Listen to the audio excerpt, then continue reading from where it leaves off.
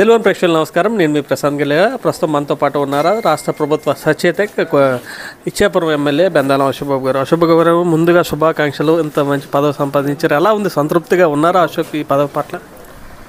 ధన్యవాదాలు అండి. Telugu one news ప్రేక్షకులందరికీ కూడా ప్రత్యేకమైనటువంటి ధన్యవాదాలు. చాలా సంతోషంగా ఉంది. 35 సంవత్సరాల తర్వాత దాదాపు పార్టీ ఆవిర్భావం నుంచి ఒక్కసారి మినహా అన్నిసార్లు గెలిచినటువంటి ఈ నియోజకవర్గానికి ఈరోజు ఒక స్టేట్ మినిస్టర్ హోదా కల్పిస్తూ ఒక విప్పు పదవిని ఈరోజు ఇచ్చాపురం నియోజకవర్గానికి కేటాయించడం నిజంగా చంద్రబాబు నాయుడు గారికి మా ఇచ్చాపురం నియోజకవర్గ ప్రజలందరి తరపున కూడా కృతజ్ఞతలు తెలుపుకుంటున్నాను. మీరు అన్నటువంటి ఆ ప్రశ్నలో సంతృప్తికరంగా ఉన్నారంటే ఖచ్చితంగా సంతృప్తికరంగా ఉన్నాను. ఎందుకంటే పదవి అనేది ఏది పెద్దది చిన్నది అనేది ఉండదు. ఇచ్చినటువంటి ప్రతి పదవిని బాధ్యతాయుతంగా మనము ఎంత చక్కగా దాన్ని నిర్వహిస్తాం, ఆ నిర్వహించినటువంటి దానివల్ల మనకి పదవి ఇచ్చినటువంటి వాళ్ళని మనం ఎంత సంతృప్తికరంగా మనం చేయగలుగుతాం అనే దాని మీద ఆధారపడి ఉంటుంది. సో ఖచ్చితంగా ఈ పదవికి నా మీద పెట్టినటువంటి బాధ్యతకి అన్ని రకాలైనటువంటి న్యాయం చేకూర్చేలాగా నా పనితీరు ఉండదు. కానీ ఇండియన్ పొలిటికల్ గ్రౌండ్లో స్టార్టింగ్ ఆరగ్రేటర్ నుంచి వరుసగా 3 సార్లు గెలిచిన వ్యక్తులు కొంతమందిలో ఉంటారు, కొంతమందిలో అశోక్ ఒకరు. అట్ ద సేమ్ టైం ఏదైతే కంచుకోట లాంటి ప్రాంతంలో వరుస పెట్టి గెలిపిస్తున్నారు, ఇంకోవైపు సామాజిక వర్గానికి కూడా తగిన గుర్తింపు రాలేదన్న వాదన కూడా ఉంది. ఇవన్నీ సెనారియోస్ మధ్య మంచి పదవి వస్తుందని చెప్పి చాలామంది అశోక్ అభిమానులు కానీ జిల్లాలో శ్రేణులు కానీ అంతా ఊహించారు. అది మీ వరకు సంతృప్తి ఉంది? అందులో కూడా అసంతృప్తి చిన్న మొత్త ఉన్నట్టుంది. ఈరోజు ప్రతి ఒక్కరు ఊహలు చాలా రకాలుగా ఉంటాయి. ఉదాహరణకి మంత్రి పదవి కాళింగ సామాజిక వర్గానికి రాలేదని కావచ్చు, లేకపోతే ఇంతకన్నా పెద్ద పదవి రావాలి. కానీ ఒకసారి మీరు ఇప్పుడు ఆలోచించుకున్నటువంటి ఈ సినారియోలో 2024లో జరిగినటువంటి ఎన్నికల్లో దాదాపు 164 స్థానాల్లో మనం గెలిచాం. ఆల్మోస్ట్ 93 స్ట్రైక్ రేట్తో గెలిచిన ఇందులో మళ్ళీ 3 పార్టీలు జనసేన బీజేపీని కూడా కూటమిగా తీసుకుని ఈరోజు ప్రభుత్వం ఏర్పాటు చేశారు. సో ఇంతమంది గెలిచినప్పుడు కొన్ని దగ్గరలో కాంప్రమైజ్ అవ్వాల్సినటువంటి అవసరాలు ఉంటాయి. సో మనము ఒక పార్టీ టికెట్ మీద మనం గెలిచినప్పుడు పార్టీ ఇచ్చినటువంటి బాధ్యతల్లో మనము కూడా ఒక భాగస్వామ్యం అవ్వాలి. ఈరోజు మనం గుదిబండ కాకూడదు. సో ఈరోజు ఆశించి భంగపడడం అనే మాట కన్నా వచ్చిన దాన్ని సక్రమంగా నిర్వర్తించి మన తాలూకా జెన్యూనిటీని మనం ప్రూవ్ చేసుకోవటంలోనే మనకి ఇచ్చినటువంటి పదవికి సంబంధించినటువంటి బాధ్యతలు ఉంటాయి. సో ఆశపడినప్పుడు ఖచ్చితంగా భంగపాటు అనేది ఉంటుంది. బట్ ఏదో ఒక రకంగా అకామిడేట్ చేసినటువంటి పార్టీని మనం గౌరవించుకోవాల్సిన బాధ్యత కూడా ఉంటుంది. సో ఎవరు అసంతృప్తి పడాల్సినటువంటి పని లేదు అనేది నా తాలూకా అభ్యర్థులు కూడా మీ ద్వారా తెలియజేసుకుంటున్నాను. బెందాలం అశోక్ పుష్ప 1 సినిమాలో డైలాగ్ తగ్గేదే లేని ఇన్స్పిరేషన్గా తీసుకున్నారు. ఒకప్పటి రాష్ట్ర ముఖ్యమంత్రి పులివెందుల ఎమ్మెల్యే జగన్ పుష్ప 2లో డైలాగ్ని ఇన్స్పిరేషన్గా తీసుకున్నారు. జగన్ అంటే నేషనల్ కాదు, ఇంటర్నేషనల్. ఇప్పుడు ఇంటర్నేషనల్ స్థాయిలో ఆరోపణలు ఉన్నాయి. అయితే నేనేదో రాష్ట్రంలో అభివృద్ధి చేశాను, సేలతో సన్మానించాల్సింది పోయి ఆరోపణలు చేస్తున్నామంటే మేము ఆయన చెప్పినటువంటిదే. Is not national now, is international. నిజంగా 25 సంవత్సరాల రాష్ట్ర భవిష్యత్తును తాకట్టు పెట్టి ఈరోజు అన్ని వ్యవస్థలను నిర్వీర్యం చేసి కేవలం 5 సంవత్సరాల్లో దాదాపు 25-30 సంవత్సరాలు వెనక్కి ఈ రాష్ట్రాన్ని నెట్టేసి జగన్మోహన్ రెడ్డి అన్ని రకాలుగా ప్రజలను మోసం చేశాడు. మరి అటువంటి మోసం చేసినటువంటి వ్యక్తి ఇంకా ఈరోజు ఏ ముఖం పెట్టుకుని మీడియా ముందుకు వచ్చి మీరు చూస్తే ఓడిపోయిన మరుసటి రోజు ఒక స్టేట్మెంట్ ఇచ్చి అక్క చెల్లెమ్మల ప్రేమ ఏమైపోయిందో అని దీనంగా అడుగుతున్నటువంటి పరిస్థితి. అక్క చెల్లెమ్మల్ని ఎందుకు ప్రేమించాలో ఒక్క ఉదాహరణ మీరు చెప్పగలరా? ఈరోజు మీరు చూడండి, 164 మంది కూటమి ప్రభుత్వం ఈరోజు ఉంది.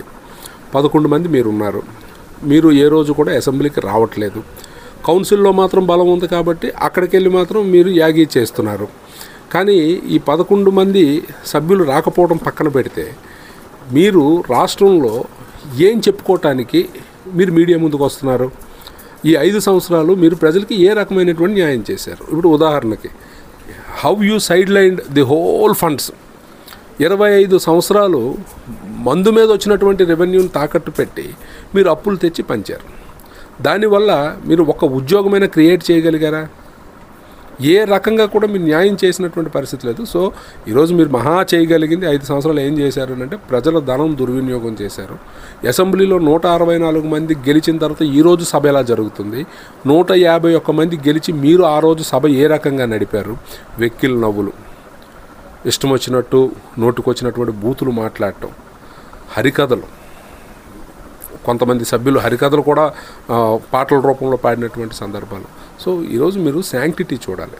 మనకి ఈరోజు ఇంత ఉదాహరణకి చంద్రబాబు నాయుడు గారు వచ్చినప్పటికీ, అంటే మొన్న గెలిచినప్పటికీ రాష్ట్ర పరిస్థితి ఏంటి, ఈ 5 నెలల్లో ఆయన తీసుకొచ్చినటువంటి మార్పు ఏంటి, ఎన్ని ఇండస్ట్రీస్ ఈరోజు మళ్ళీ, సో ఒక బ్రాండ్ ఇమేజ్ని మీరు కంప్లీట్గా డిస్ట్రాయ్ చేస్తే మళ్ళీ ఆ బ్రాండ్ ఇమేజ్ని ఈరోజు కేంద్ర ప్రభుత్వం సహాయంతో జనసేన వాళ్ళతో తెలుగుదేశం వాళ్ళు కలిసి ఈరోజు ఒక బ్రాండ్ ఇమేజ్ని క్రియేట్ చేసి ఈరోజు లోకేష్ గారు విదేశాలకు వెళ్ళి అక్కడ ఎన్ని కంపెనీలతో మాట్లాడి పెట్టుబడులు ఏ రకంగా తీసుకురావాలి, ఏ రకంగా పోలవరం లాంటి ప్రాజెక్టులు కంప్లీట్ చేయాలని ఆలోచిస్తున్నటువంటి పరిస్థితిలో ఈరోజు ఇక్కడికి వచ్చి మొన్న ఎవరో ఒక ఎమ్మెల్యే మాట్లాడుతుంటే, ఎమ్మెల్యే కూడా కాదు ఓడిపోయినటువంటి వ్యక్తి మాట్లాడుతున్నాడు, మళ్ళీ మాకు అవకాశం వస్తుంది అని. ఏం చూసి మీకు అవకాశం ఇవ్వాలి? సో ఇంకా జగన్మోహన్ రెడ్డి అనేది గతించినటువంటి రాష్ట్రంలో ఖచ్చితంగా కొన్ని టర్ముల వరకు అయితే మాత్రం వైసీపీ వైపు ఎవరు చూసే పరిస్థితి అయితే లేదు. ఇక్కడ కొంతమంది మా దగ్గరికి రాలేక అప్పుడు వాడినటువంటి భాష వల్ల కావచ్చు, వాళ్ళ బాడీ లాంగ్వేజ్ వల్ల కావచ్చు, ఈరోజు మరి ఇంకా ఇమడలేక తప్పనిసరి పరిస్థితుల్లో ఆ పార్టీలో ఉండి ఇంకా ఏవో కొన్ని మాట్లాడే ప్రయత్నం చేస్తున్నారు. అది ఎంత ఏం మాట్లాడినా సరే ప్రజలు అనేవారు ఒకసారి మనకు అవకాశం ఇస్తారు. అది సద్వినియోగం చేసుకోకపోతే ఏ రకంగా ఉంటుందో మనం జరిగినటువంటి ఎన్నికలే దానికి తార్కాణం. సో ఇంకా దాని గురించి ఆలోచించాల్సినటువంటి పని లేదు. మళ్ళీ ఒక 10-25 సంవత్సరాలు మళ్ళీ ఈ కూటమి ప్రభుత్వం అన్ని రకాలుగా ఇలాగే ఉంటుంది, రాష్ట్రాన్ని కూడా ముందుకు తీసుకెళ్తుందని ప్రగాఢమైనటువంటి నమ్మకం మాకు ఉంది. ఇందాక మీరు మాటల్లో అన్నారు బండల్లో బలం ఉంది కాబట్టి కొద్ది గొప్ప గొంతు వినిపించే ప్రయత్నం చేస్తున్నారు. ఆ గొంతు వినిపించే ప్రయత్నంలో ఉన్నాయి, గతంలో ఎప్పుడూ చూడలేదు. ఈ ప్రాంత ఎమ్మెల్సీ కూడా గొంతు విప్పుతున్నారు. ఏంటి, ఎవరు స్క్రిప్ట్ ఇస్తున్నారు, ఎలా డైరెక్షన్ వెళ్తుంది? స్క్రిప్ట్ అంటే ఆయన కూడా చాలా కాలంగా రాజకీయాల్లో ఉన్నారు. ఇక్కడ స్థానికంగా ఉన్నటువంటి సమస్యలు ఆయనకి కూడా తెలుసు కాబట్టి ఇప్పుడు మీరు చూస్తే ఆయన ఎక్కడ కాంట్రవర్సీ స్టేట్మెంట్స్, అంటే ప్రభుత్వం అధికారం ఉన్న రోజులు వదిలేసి ఇప్పుడు మండలం పట్టుకోవడం, అంటే ఆయనకి కూడా ఏదో ఇప్పుడు సమస్య పట్ల అవగాహన అయితే ఉండుంటుంది ఖచ్చితంగా ఈ నియోజకవర్గం. ఆయన ఎక్కడ కాంట్రవర్సీకి వెళ్ళట్లేదు. ఆయన కూడా ఈ నియోజకవర్గానికి ఏ సమస్యలు అయితే నేను మొన్న ఈదుపురంలో చంద్రబాబు నాయుడు గారి సమక్షంలో ఏ సమస్యలు అయితే నేను ప్రస్తావించానో అవే సమస్యల్ని అవి మండలంలో ప్రస్తావించారు. మరి సరే స్క్రిప్టా లేకపోతే ఇంకొకటి అనేది పక్కన పెడితే సమస్య మీద అవగాహన ఉంటుంది కాబట్టి ఇక్కడ రాజకీయ నాయకుడిగా ఆయన ప్రస్తావించడంలో తప్పేమీ లేదు. సరే భగవంతుడు అవకాశం ఇచ్చి మంచి మనసుతో ఆలోచిస్తే గత గవర్నమెంట్లో లాగా మేము మా గవర్నమెంట్ పర్టికులర్గా మేమేదో క్రెడిట్ తీసుకోవటానికనో లేకపోతే విచ్ఛిన్నం చేయాలనో లేకపోతే ఈ పార్టీషన్ రాజకీయాలు చేయాలనో మాకు లేదు. గతంలో మీరు 5 సంవత్సరాలు చేశారు, ఎంజాయ్ చేశారు, దట్ ఈస్ ఓవర్.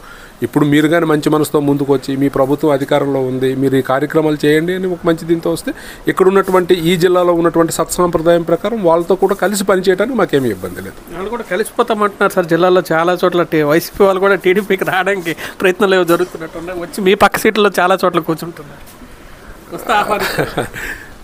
వస్తే ఆహ్వానిస్తారా అంటే దట్ డిపెండ్స్. అప్పుడు క్యాడర్ కూడా యాక్సెప్ట్ చేయాలి కదా. ఇప్పుడు ఒక సిచ్యుయేషన్ ఉంది, 5 సంవత్సరాలు మీరు బలుపుతో మాట్లాడారు, బలిసి కొట్టుకున్నారు, ఇష్టానుసారం మీరు ఆడిని చంపేస్తాం ఈయన్ని పొడి చేస్తామని మాట్లాడారు, తెలుగుదేశం పార్టీని లేకుండా చేస్తామని మాట్లాడారు. అటువంటి మాటలు మాట్లాడి ప్రజల తాలూకా ఆగ్రహాన్ని చవి చూసిన తర్వాత ఈరోజు మళ్ళీ వచ్చి మళ్ళీ అదే ప్రజలతో మేము కలిసి పని చేయగలము అని అంటే ముందు మీ ఆత్మవంచన మీరు చేసుకోగలిగే పరిస్థితి ఉంటుందా అనేది అక్కడ నాయకులు ఆలోచించాలి. లేదు ఆత్మవంచన చేసుకోగలము అయినా సరే మేము ఇక్కడికి వచ్చి పని చేయగలము అనుకుంటే అప్పుడు ఖచ్చితంగా పబ్లిక్ మీటింగ్ పెడతాం. ఇక్కడ ఉన్నటువంటి కార్యకర్తల మనోభావాలన్నీ కూడా పరిగణలోకి తీసుకుంటాం. మెజారిటీ పీపుల్ ఏం మాట్లాడితే ఆ రకంగా తీసుకుని వెళ్ళటానికి మాకేమీ ఇబ్బంది లేదు. ఇది ఇచ్చాపురం ఎమ్మెల్యే ప్రభుత్వ విప్ ఏదైతే మేధాల అశోక్ గారు చెప్తున్నమాట. రాష్ట్ర ప్రభుత్వంలో ఏదైతే కీలక భాగస్వామ్యం ప్రభుత్వ విప్గా తనకు అవకాశం ఇచ్చినందుకు ఇచ్చాపురం నియోజకవర్గ శ్రేణులందరి తరఫున ధన్యవాదాలు తెలుపుకుంటున్నామని చెప్తున్నారు. భవిష్యత్తులో ఈ పదవి ద్వారా స్థానిక ప్రాంత అభివృద్ధికి, రాష్ట్ర అభివృద్ధికి, జిల్లా అభివృద్ధికి ఎంతగానో కృషి చేస్తానని చెప్పి మేధాల అశోక్ చెప్తున్నారు. శ్రీకాకుళం జిల్లా ఇచ్చాపురం నుంచి ప్రశాంత్, తెలుగు న్యూస్.